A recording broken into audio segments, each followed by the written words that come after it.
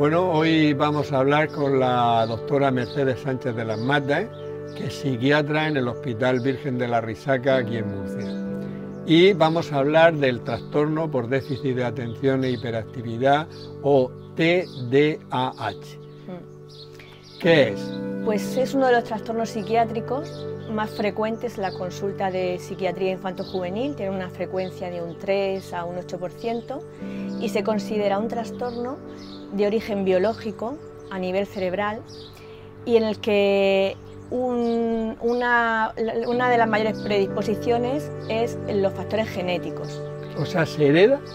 Sí, se hereda aunque no directamente, pero tiene un índice de heredabilidad de casi un 80%. Es decir, que si un padre o una madre tienen el TDAH, el hijo lo multiplica por 8 el riesgo de tener TDAH también. Lo multiplica por 8, sí. O sea que realmente hay un componente genético hereditario sí, bastante importante. ¿Y se da más en hombre o más en niño o más en niño? Más en niño. Aunque hay diferentes presentaciones, en todas las presentaciones es más frecuente en niños. Y has dicho que es un trastorno del... ¿Por qué se produce? Es un trastorno del neurodesarrollo. Explícanos eso del... Y bueno, hay muchos estudios y muchas teorías, y cada vez hay más estudios a nivel genético, neuroquímico, neurofarmacológico, neuropsicológico.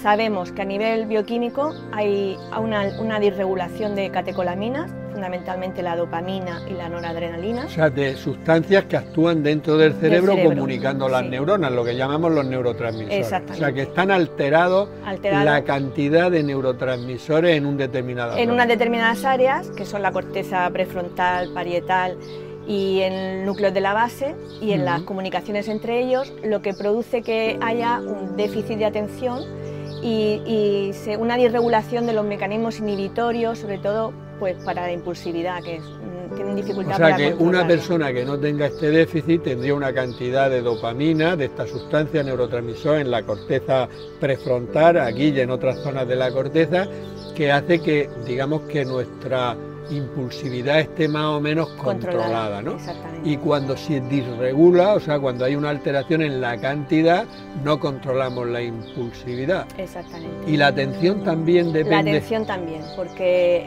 sobre todo la dopamina tiene mucho que ver con la atención y también en los ganglios donde se afecta. Los ganglios de la base del cerebro. La base del cerebro. O sea que hay distintas zonas cerebrales donde hay alteraciones de estas sustancias, fundamentalmente la dopamina. La dopamina, sí. La adrenalina también, la serotonina en menor grado.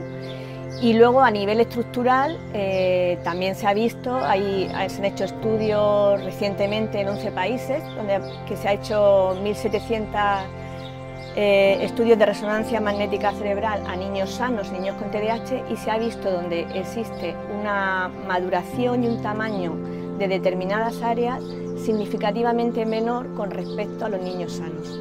O sea que ya no solo se comprueba que hay datos bioquímicos, sino también datos morfológicos, orgánicos, o sea, de disminución de tamaño de determinadas zonas cerebrales. ¿Y esto se podría prevenir? Pues, hombre, hay otros factores, no solo en la herencia y la genética. Son factores normalmente prenatales y perinatales. Entonces, claro, los factores prenatales sí se pueden prevenir, porque el alcoholismo o el consumo de alcohol en el embarazo, fumar también, que fume la madre, el que sea un niño prematuro o de bajo peso, y luego factores psicosociales adversos también predisponen a padecer la enfermedad, así como infecciones durante el embarazo de la madre. Entonces, por ahí sí se puede prevenir. Vale, no, pero es que esos datos son muy importantes, porque si una persona tiene el TDAH y quiere tener un bebé, pues por lo menos que sepa que el tabaco, el alcohol, intentar que el embarazo llegue con un peso adecuado a término, la alimentación, todo eso disminuiría el riesgo. Aquí siempre estamos hablando porque son diferentes causas que actúan todas al mismo tiempo, y aunque la mayor causa es la genética, un 80%, pero todas influyen.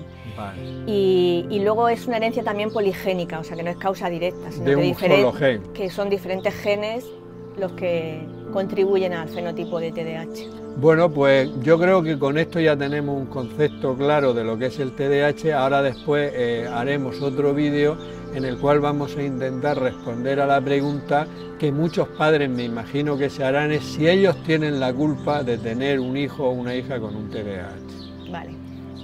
Desde Murcia, España, Juan Madrid para Salud 1.